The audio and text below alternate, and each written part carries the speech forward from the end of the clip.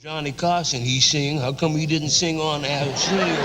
In the old days, which I get. Every once in a while, history resurfaces in the most unexpected places. A forgotten clip, a late-night upload, a moment no one was supposed to see again.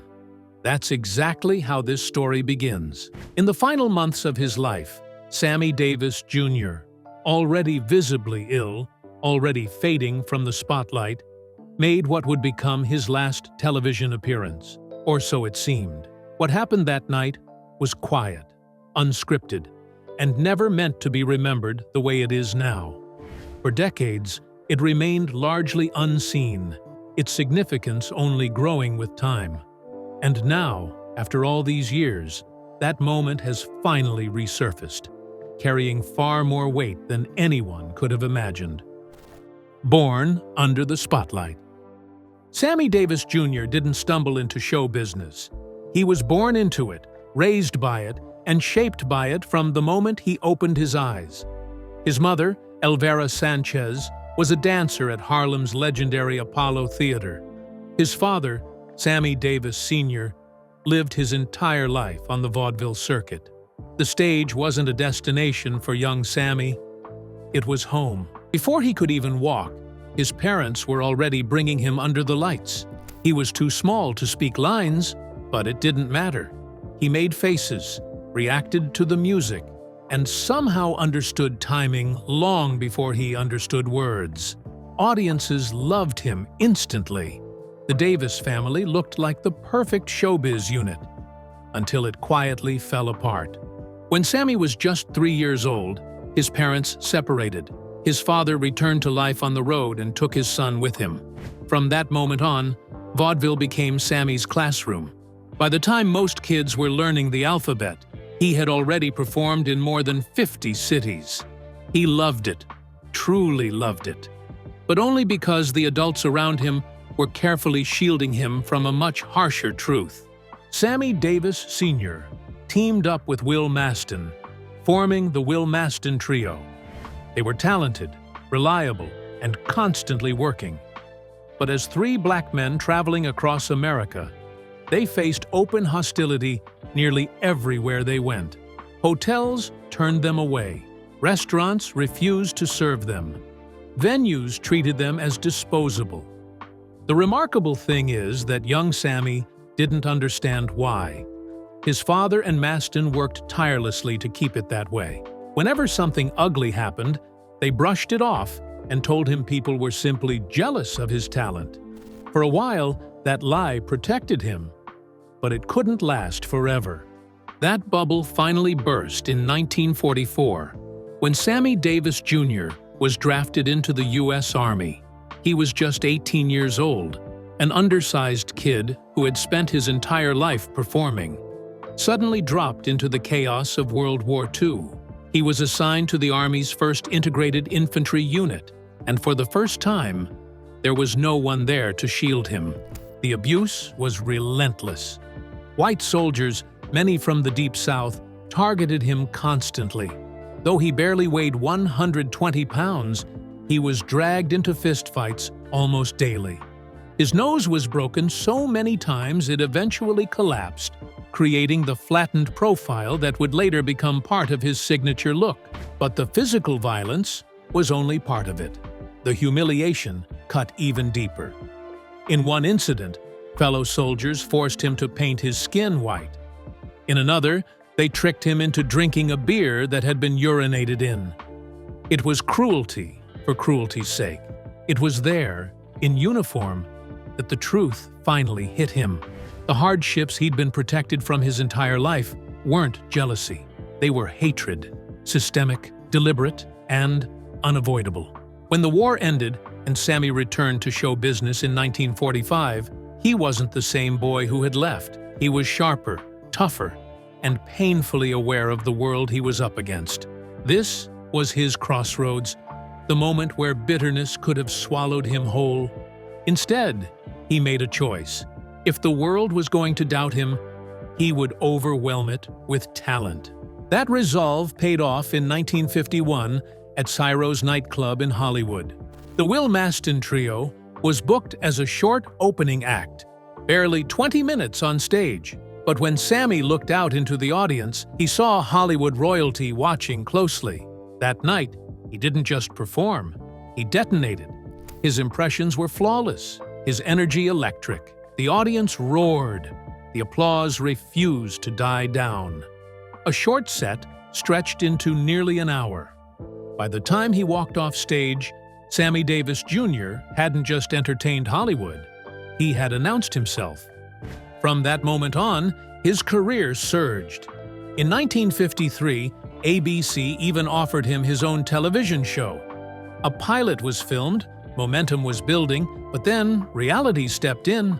Not a single major advertiser was willing to sponsor a show led by a black performer who wasn't yet a household name. The project was quietly killed. It was a painful setback, but Sammy barely had time to dwell on it. Life on the road with the Will Maston Trio had never been better. After years of grinding, they finally felt like they had arrived. A headlining gig at the New Frontier Casino in Las Vegas paid a staggering $7,500 a week. Even more meaningful, the hotel offered them suites on the property, something unheard of for black performers at the time. For the first time, it felt like the walls were coming down. To celebrate, Sammy Davis Sr. and Will Maston surprised him with a gift that symbolized everything they'd worked toward. A brand new Cadillac, custom painted with his initials on the door. It was flashy, confident, and unmistakably star-level. Tragically, it would also change his life forever. The day before a major recording session in Los Angeles, Sammy stayed up all night in Vegas, drinking, gambling, performing. That was business and pleasure rolled into one. Instead of sleeping, he decided to drive straight back to LA with his assistant, Charlie Head, along Route 66. He was riding high.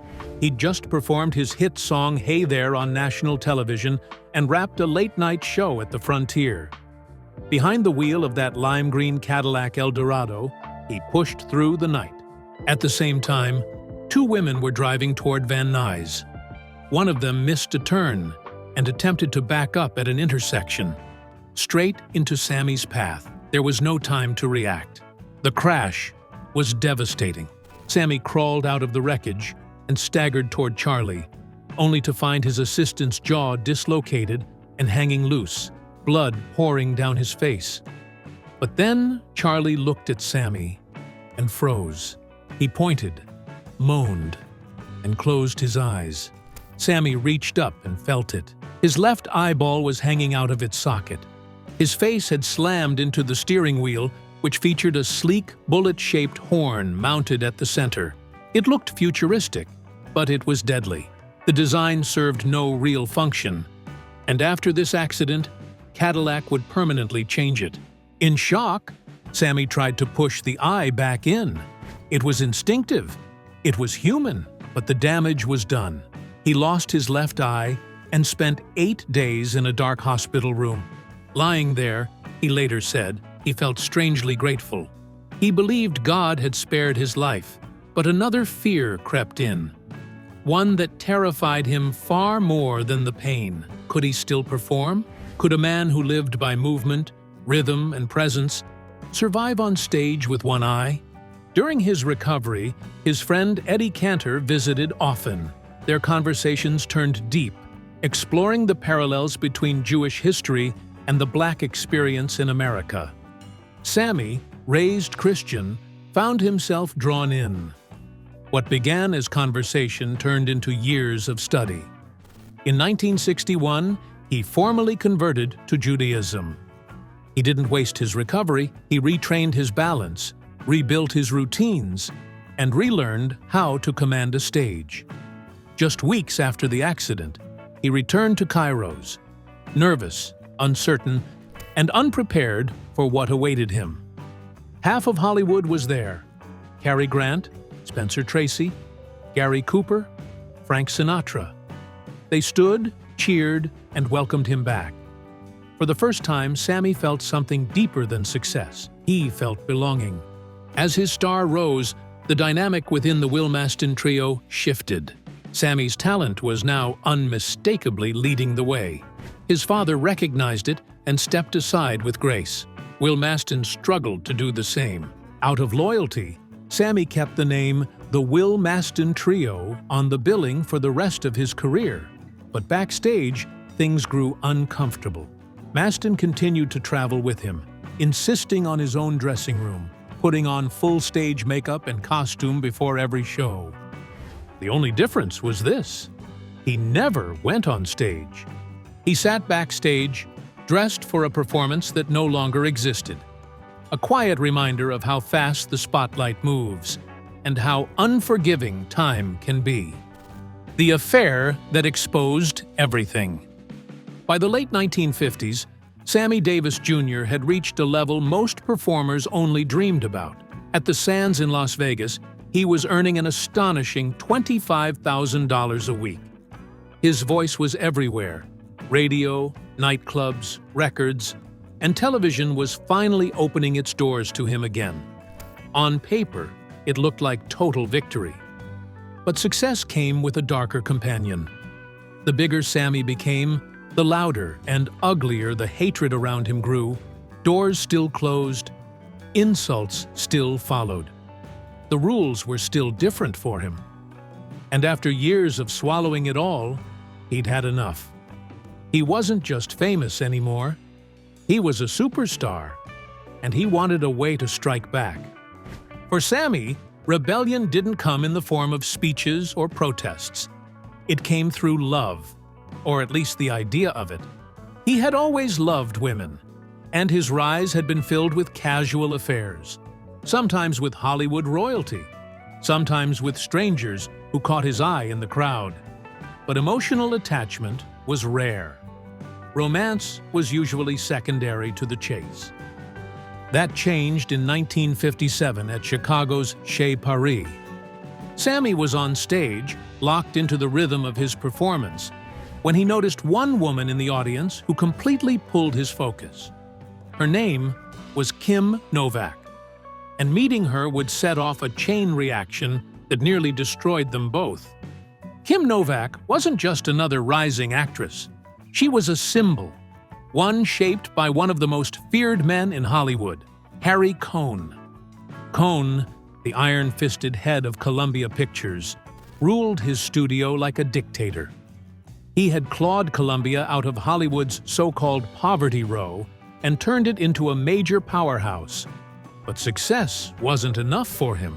He wanted fear. He wanted control. And he wanted everyone to know exactly who was in charge. His employees lived in terror. He fired people without warning, sometimes in groups, and was infamous for doing it on Christmas Eve. He tracked his writers, monitored his stars, and treated the studio like a personal kingdom. On his desk sat a framed photograph of Benito Mussolini, one of his personal heroes, and he styled his office after the Italian dictator's aesthetic. Journalists noticed. One Associated Press reporter who had covered Al Capone later said Harry Cohn was meaner than any mob boss he'd ever encountered. Cohn liked being hated. To him, hatred meant power, and power was the only currency that mattered. One of the few people he trusted was director George Sidney, a major figure at Columbia. When rumors circulated that Sidney might eventually replace him, Sidney dismissed the idea outright. He said no one would ever outmaneuver Harry Cohn because Cohn was far too smart to let it happen. Cohn took immense pride in what he called creating Rita Hayworth. He claimed full ownership of her stardom, and over time, that pride drifted into obsession. What frustrated him most was her personal life. Rita Hayworth had a habit he despised. She kept getting married. Her first husband, Edward Judson, was controlling and abusive. Then came Orson Welles, widely considered the great love of her life. After that, she married Prince Ali Khan, a notorious playboy who paradoxically restricted her career, forbidding her from appearing in films for more than 2 years. That decision enraged Cohn. To him, Hayworth belonged on screen and to Columbia. When that marriage collapsed, she married singer Dick Haymes, and by 1951, she was back in Hollywood. Cohn wanted her front and center in his latest passion project, a grand biblical epic called Joseph and His Brethren. But the situation imploded when Haymes stormed into Cohn's office and demanded to be cast as the film's lead. Cohn exploded. He reportedly threatened to have Haymes deported on the spot. At the same time, Cohn was nursing another wound: Marilyn Monroe. He had dismissed her early on, only to watch her become the biggest star in the world. Furious at himself and at Rita, he made a spite-driven decision. He vowed to turn the very next young woman who walked into his office into Columbia's next great star. He didn't want another diva. He wanted someone pliable, someone controllable, someone who would stay exactly where he put her. That woman was a 20-year-old aspiring actress from Chicago named Marilyn Novak. She had striking looks and almost no acting experience, but Cohn didn't care. The first problem was her name. Hollywood already had a Marilyn. After experimenting with alternatives, the studio settled on Kim Novak. From there, the transformation was relentless. She was pressured to lose weight. Her hair was dyed again and again until the studio found the perfect shade of blonde. Legendary designer Jean-Louis was brought in to rebuild her wardrobe from the ground up. Then came the final step: containment. Kim was moved into the studio club, officially a residence for young actresses, but in practice a tightly controlled environment. There was a strict curfew, constant monitoring, and absolutely no men allowed. For Cohn, it was perfect. His new star was under total control, day and night. And then she met Sammy Davis Jr. What began as a romance between two celebrities quickly became something far more dangerous. It wasn't just gossip, it was defiance. A black superstar and a white leading lady, linked publicly at a time when America was still violently divided along racial lines. The affair didn't just shock Hollywood. It ignited a national firestorm, landing squarely in the middle of the country's growing civil rights struggle, and placing both Sammy Davis Jr. and Kim Novak directly in its crosshairs. The moment everything fell apart. After everything that had happened with Kim Novak, it would have made sense for Sammy Davis Jr. to retreat from romance altogether. But that wasn't who he was. By 1960, he was deeply in love again, this time with a Swedish actress named May Britt. Their relationship moved fast. It was passionate, hopeful, and felt, at least to Sammy, like a second chance. May wasn't controlled by a ruthless studio boss, and for the first time, Sammy believed he might actually be free to marry the woman he loved.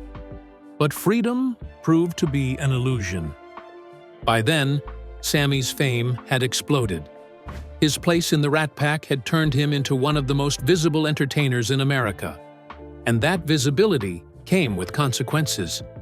This time, the threat didn't come from Hollywood studios. It came from politics. In 1960, John F. Kennedy was campaigning for the presidency, and Frank Sinatra and the Rat Pack were the public face of his celebrity support. When Sammy walked onto the stage at the Democratic National Convention alongside his friends, the reaction was brutal. Instead of applause, he was met with loud, hostile boos. The reason was no secret. Everyone knew he was engaged to May Britt. At the time, fewer than 5% of Americans supported interracial marriage. The country wasn't just uncomfortable, it was outraged. The backlash was immediate. The Kennedy campaign was flooded with hate mail, much of it directed squarely at Sammy. Behind the scenes, campaign officials panicked. They feared that Sammy's relationship could cost Kennedy the election. The pressure became so intense that Frank Sinatra, who had been set to serve as best man, was urged to stay away from the wedding entirely. Once again, Sammy found himself paying the price for everyone else's ambitions. He was the one who stepped back. Understanding the impossible position Sinatra was in, Sammy made a painful decision. He postponed his wedding until after the election. It was a deeply personal sacrifice and one that reportedly moved Sinatra to tears. Kennedy won the presidency, and just 5 days later, Sinatra stood beside Sammy at the altar. But the triumph was short-lived. According to later accounts, the real unraveling of the Rat Pack began once Kennedy took office in 1961. As the new president distanced himself from Sinatra, largely due to concerns over Sinatra's alleged mob connections, the group's unity began to crack. Sinatra didn't direct his anger at Kennedy. Instead, he blamed Peter Lawford, the pac's political bridge to the White House and Kennedy's brother-in-law. When Sinatra cut Lawford out, the rest of the group slowly drifted apart. Tragedy followed. Marilyn Monroe, long seen as the group's emotional center, was found dead in 1962. Then came Kennedy's assassination in 1963. One by one, the pillars of that glittering era collapsed. As some later described it, an entire chapter of American pop culture ended in bitterness and loss. At the same time, the culture itself was changing. By 1963, the British invasion had arrived. Bands like the Beatles and the Rolling Stones reshaped music and youth culture almost overnight. Suddenly, 5 men in tuxedos performing nightclub acts no longer looked cutting edge. What once defined cool now felt outdated. Sammy's personal life offered little refuge. May Britt gave birth to their daughter, Tracy, and the couple later adopted 2 sons, Mark and Jeff, though details surrounding the adoptions were always unclear. But married life with Sammy Davis Jr. was far from stable. He lived for the stage, spending most of his time performing, traveling, and chasing the spotlight. Home life came second. Despite everything they had endured to be together, the marriage was fragile from the start. After 8 years, it finally collapsed. And when it did, Sammy began to unravel. He had always lived hard, but now his habits intensified. Drinking, smoking, infidelity. It all escalated. Though he remained one of the greatest entertainers alive, by the 1970s, the man behind the curtain was changing. Even those closest to him could see it. The energy around him darkened. The Rat Pack was gone, replaced by a far seedier crowd. Sammy began hosting increasingly disturbing gatherings, often screening adult films at private parties.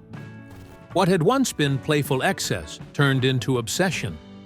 Friends sensed something was deeply wrong, but no one could pull him back. The irony was painful. By this point, Sammy had largely won over white America, yet he felt something essential was still missing. He believed black audiences had never fully accepted him. Those close to him felt that longing played a major role in his decision to marry his third wife, Altavice Gore. To Sammy, the marriage represented redemption, a chance to finally belong. To Altavice, it felt like winning the ultimate prize. In reality, it became another trap for both of them. Davis's substance abuse worsened, and his fixation on adult films spilled into his marriage.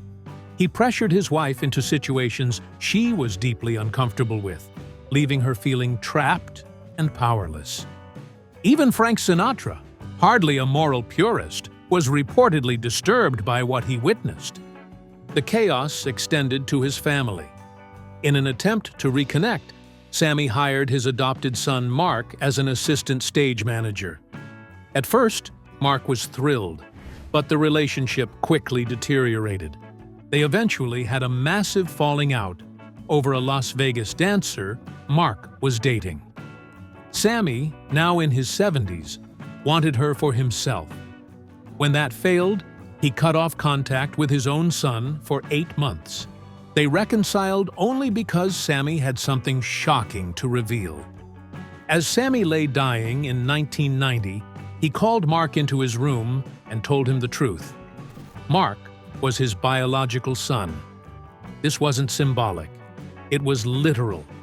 Mark was stunned and demanded proof. He tracked down his birth certificate. It listed Sammy Davis Jr. as the father and May Britt as the mother. One mystery was solved, but only halfway. When Mark finally confronted May Britt and asked if she was really his mother, she didn't hesitate for a second. She flatly said no. And just like that, everything shifted. A whole new mystery opened up. But Sammy didn't drop that truth by accident. He did it because he knew his time was running out. The first real warning signs appeared in 1988. Davis began having serious trouble with his throat. For decades, he had smoked heavily and developed a signature flourish on stage, exhaling thick clouds of smoke while holding long, powerful notes. Years earlier, Nat King Cole had warned him that the habit would eventually destroy his voice. Sammy brushed it off. He loved the style. It was part of who he was. But the damage finally caught up with him. The vocal nodules in his throat turned cancerous. What shocked everyone was that he kept performing. Against all logic, and almost miraculously, his voice seemed to improve. Even as his body failed him, the performer inside refused to dim. Around the same time, talk of a Rat Pack reunion began to circulate. According to reports at the time, Frank Sinatra, Dean Martin, and Sammy agreed to reunite for a massive 29-city tour. It was supposed to be a triumphant return. It wasn't. Accounts from the tour paint a picture of chaos, with much of the blame falling on Dean Martin. Night after night, he appeared disengaged, forgetting lyrics, slurring his words, and antagonizing audiences. At one show in Oakland, he even flicked a lit cigarette into the crowd. Sinatra was furious. After one particularly bad performance, tempers exploded backstage, and Sinatra reportedly smashed a plate of spaghetti over Martin's head. The tour collapsed almost immediately, ending after only 6 shows. Martin abruptly left for Los Angeles, claiming health issues, only to reappear days later in Las Vegas joking about the situation. The incident shattered a friendship that had lasted decades. Sinatra and Martin would not truly reconcile until just weeks before Martin's death. Meanwhile, Sammy's condition worsened. Doctors eventually told him that surgery was the only option left, but it came with a devastating condition. If he went through with it, he would never sing again. For Sammy Davis Jr., that wasn't a life worth living. Singing wasn't just his career, it was his identity. He refused the operation, fully aware that the decision would likely cost him his life. To him, a Sammy who couldn't perform simply wasn't Sammy at all. As his health declined, another betrayal unfolded. People he trusted, his own employees, saw his weakness as an opportunity. While he was fighting cancer, they reportedly looted his home, stealing artwork, jewelry, and irreplaceable memorabilia collected over a lifetime. The timing couldn't have been worse. His family was about to face financial ruin. On May 16, 1990, Sammy Davis Jr. died after a long battle with cancer. The very next day, federal agents arrived at his mansion. He owed more than $7 million in back taxes. When the dust settled, after the thefts, the debts, and the seizures, it became clear how dire the situation truly was. Altavise Gore, after years of enduring a troubled marriage, was left with nothing but liability. Because she and Sammy had filed joint tax returns, she was legally responsible for the entire debt. She sold off his remaining properties and possessions to reach a settlement with the IRS. But once it was over, there was nothing left. A few of Sammy's longtime friends stepped in to help. Quincy Jones, Steve Allen, and Ed Asner organized a benefit concert in Las Vegas to keep Altar'Vis afloat. By 1997, she finally reached a formal agreement with the IRS, but the glamorous life was long gone. What followed was heartbreaking. Accounts describe Altar'Vis living in severe poverty, at one point in an apartment without a refrigerator, battling cockroach infestations, and collecting bottles from dumpsters just to survive. She died in 2009 after suffering a stroke. Looking back, even that troubled marriage was still more genuine than Sammy's earlier union with Lorraine White. On the day he married White, Sammy drank heavily, numbing himself through a ceremony he never wanted. Afterward, as he escorted her toward the honeymoon suite, he suddenly snapped and tried to choke her. She managed to escape, shaken but alive. Later that same night, his assistant checked on him and found Sammy sitting alone with a revolver pressed to his head. He was sobbing, overwhelmed by despair. The assistant managed to calm him down and prevent the unthinkable. 6 months later, Sammy followed through on the plan and ended the marriage. As for Kim Novak, their paths crossed only twice after their relationship collapsed. More than 20 years later, they attended the Academy Awards together. They talked quietly for nearly an hour and shared a dance at the Academy Ball. When Sammy stepped off the dance floor, he realized something that stunned him. No cameras, no headlines, no outrage. Years earlier, being seen with Kim had nearly cost him his life. Now, no one cared. Kim visited him one final time as he lay dying at Cedars-Sinai. When Sammy heard she was coming, he had someone bring his finest silk robe and pajamas to the hospital. Even at the very end, he wanted to look his best for the woman he considered the love of his life. They sat together in that room, sharing a moment that had never been allowed in public. Their love had been denied its place in the world, but at least, before the curtain finally fell, they had one last chance to be together. Sammy Davis Jr.'s final TV appearance was never aired until now. Not long ago, a familiar kind of curiosity sent someone drifting down a late-night YouTube rabbit hole. Buried among old clips was something truly special. Footage that instantly pulled them back in time. It was June of 1989 on Late Night with David Letterman. Sammy Davis Jr. was one of the scheduled guests, and by then, his illness was no secret. He was already battling throat cancer, his body clearly worn down. Still, sitting across from him, David Letterman managed to convince him to do what he had done his entire life: step into the music. With Paul Shaffer and the world's most dangerous band behind him, Sammy agreed to sing. According to the person who later uploaded the clip, this moment may have been Sammy's final public performance. Some have pointed out that he appeared again at the Jerry Lewis telethon months later. But in the end, that detail barely matters. What matters is what happened on that stage. As the song wrapped up, Sammy leaned toward Paul Shaffer and quietly pointed out that there had been no rehearsal.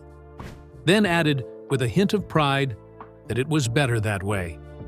It was such a small moment, but it said everything about who he was as a performer. The song was I Can't Get Started, written by Ira Gershwin with music by Vernon Duke. And despite the illness slowly taking his voice, what came through was still unmistakable. The phrasing, the emotion, the timing, it was all there. Even now, watching that performance hits hard. Knowing how sick he was makes it almost unbearable, and yet somehow even more powerful. His voice, fragile but fearless, reminded everyone of the truth they already knew. Sammy Davis Jr. was still legendary.